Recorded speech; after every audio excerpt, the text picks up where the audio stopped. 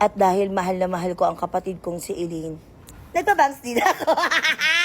Elaine, anong masasabi mo sa bangs ko? Uy, ate, ba't ka nagpabangs? Sabi mo nun, nagpa-bangs ako. Ngayon nagpa-bangs ako. Tinatanong mo ko kung ba't ako nagpa-bangs. Pero kasi ate, nagsisi na pala ako. Mukha mo si Bitoy. Sino ka mukha ko? Diyan ka lang. Sino?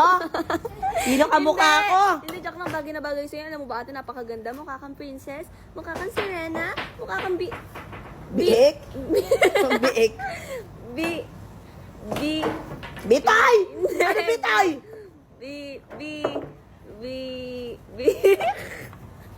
Naiinis ako sa'yo, bibiyakin ko mukha mo eh. Bye! Pero bagay ba sa akin mga kapatid? Comment down below kung bagay sa akin yung bangs ko. So, may mga nababasa ko sa comment section at hinahanap nila si JC. Yes, si JC yung best friend ni Elaine na nagtapad ng pag-ibig sa kanya. Ang haba ng hair talaga ni Elaine. Si JC, wala po silang tampuhan ni Elaine or kahit sino pa man sa amin. Oo, medyo busy lang talaga si JC ngayon dahil syempre nag-i-school din siya. So marami siyang ganap sa life. Pero nag-chat siya sa akin kanina at sabi nga niya namimiss na nga daw niya kami. Lalo na daw yung isang kapatid ko. At sabi niya malapit na daw silang magbakasyon. Okay lang daw ba na sa amin siya magbakasyon? Syempre sa amin wala namang problema. Pero ewan ko lang kay Elaine kung okay lang sa kanya. Kaya sa mga naghahanap dyan kay JC, huwag kayong mag-alala kasi hinahanap ko din siya. Kakamiss din kasi yung batang yun kasi mabait din talaga. So, hintayin nyo na lang din na magkasama-sama ulit kami, pati sila ni Elaine. Sis!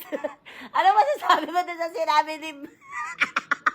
ni Sister B na mukha ka daw aparador? Ano masasabi mo? Ah? Mukha ba akong aparador? Oh! Mukha daw ba siya aparador? Ang ganda ko namang aparador! Wow! Siyempre, kung ako tatanungin mo, kapatid mo ko, hindi ka mukhang aparador. Di ba, Adrian? Tama! Hindi ka mukhang aparador. Mukha kang duraba. Hindi! Dami nun. Bakit kasi ginawa mo yun? Bakit kasi kinausap mo si Saidi na tigilan na si Elaine, ha? Bakit? Eh, ayoko nga kasing magaya sa akin si Elaine na maagang nag-asawa. Pinoprotektahan ko lang na may kapatid mo. Sinisi pa yung ano. Parang sa'yo Kasalanan ba namin na maawa ka nag-asawa? Naliligaw lang naman yung bata doon. Naliligaw lang naman si Saidi kay Elaine. Anong masama doon? Akala mo kasi asawa agad eh. Oo nga. Kasi ikaw hindi ka niligawan ng asawa mo. Kabut naging kayo na lang. Doon din punta nun. Ay, Tuti po tanon! Paano yun? Sabi ni Sister B, lagot ka daw sa kanya. Ipupunta pa naman tayo dun sa Manix house. Ready ka na ba sa paghaharap nyo? Isa lang ang masasabi ko. Ano? Hindi ako natatakot. Oh! Isa lang daw ang dami nun. Hindi magiging ganito kaganda ang buhok ko kung hindi dahil sa nabili kong blower na plancha pa. Presenting the Dreamy Air Straight Pro Advanced AI-powered Air Straightener. Meron na nga rin pala tong kasamang leather na lagayan. At ang kulay, napakaganda. Mahaba na rin ang cord nito kaya hindi ka na mahihirapan kung malayo man ang sasaksakan mo. Meron na tong AI styling assistant na nakakadetect kung anong hair type ang meron ka. So no worries ka na masira ang buhok mo dahil automatic na na-adjust ang temperature nito. Meron na nga pala tong tatlong mode which is dry, wet, and root. No heat damage na rin to dahil meron na tong 120,000 RPM. Motor creates high velocity airflow that straightens wet or dry hair without hot play. Diba ang bongga? Kaya no worries na mapapaso ka. Meron na rin kasi tong 57 degrees Celsius root care mode that protects your scalp while lifting roots. Kaya kahit araw-araw mo to gamitin, walang problema. At syempre, meron na rin tong triple hair care system na meron ng negative ions, keratin coating, and Moroccan argan oil. Kaya goodbye na talaga sa damage and frizzy hair. Tignan nyo naman yung before and after. Di ba ang bongga? Lightweight and portable na rin. Kaya pwede mong dalhin anytime, anywhere. Na-adjust na rin yung airflow nito, depende sa gusto nyo. Meron na nga rin pala tong intelligent safe which is automatic na nagsha-shutdown pag hindi mo na ginagamit. Kaya ano pang hinihintay mo? Dito ka na sa no plates, no damage, just perfect straight hair. May nabili ako ditong side table sa TikTok. Ayan, medyo na ano lang ako kasi maliit lang pala siya sa personal. Pero caring-carry na to dun sa kama ko. Saktong-sakto lang yung size niya para dun sa kama ko. Tignan nyo ang cute lang niya, oh. 'Di ba? So kung naghahanap ka ng side table, ayan, para sa iyong mga kama or parang study table nyo na rin. Pwede rin to mga kapatid. At the same time, mura lang din kasi. Alam ko meron tong dalawang available size pero mas maliit lang yung nakuha ko. Diba? Mura lang din to, kaya kung gusto nyo ng ganito, kung naghahanap kayo ng side table or ng coffee table nyo, ayan, sa gilid ng iyong kama, well, ilalagay ko sa yellow basket, mag-check out ka na. Tignan nyo kung gaano kaganda yung nabili kong contact lens dito sa TikTok. Diba? Sobrang ganda.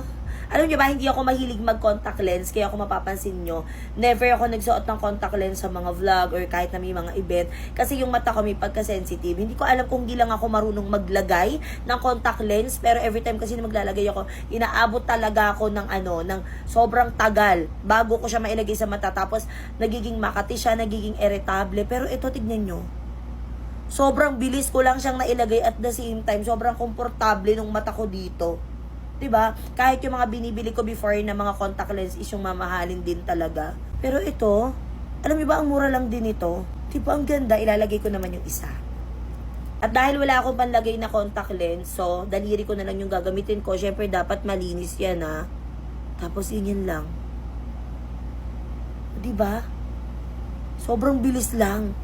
By the way, ang color nga pala nito is OMG Brown. O, 'di ba?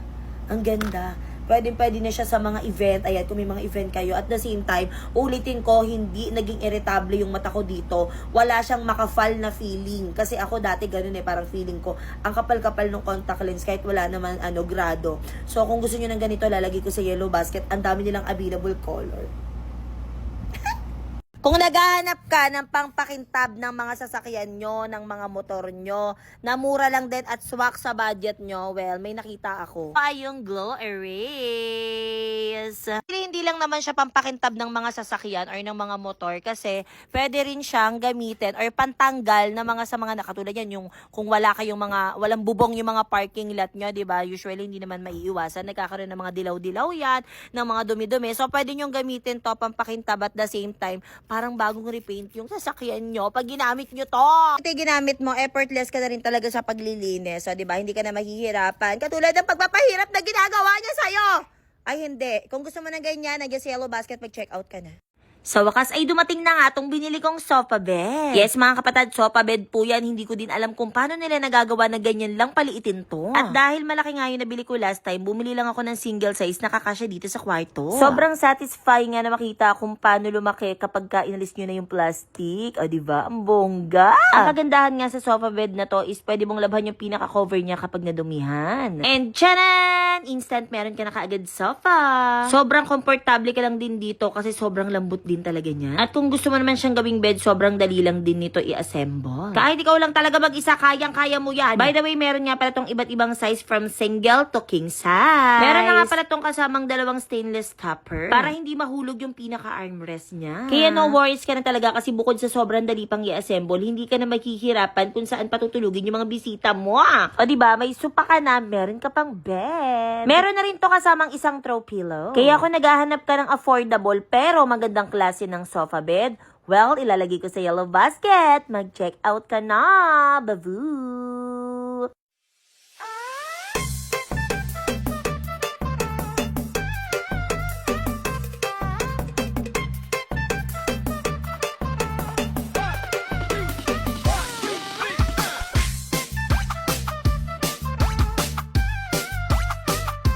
Mga kapatid, gusto ko lang i-flex sa inyo kasi may nakita ako dito sa TikTok na talagang gustong-gusto kong sapatos. Actually, may nakita akong ganito sa mall at medyo pricey talaga siya. So, nung nakita ko to sa TikTok, lumabas siya sa feed ko, tuwang-tuwa ako kasi mura lang din siya.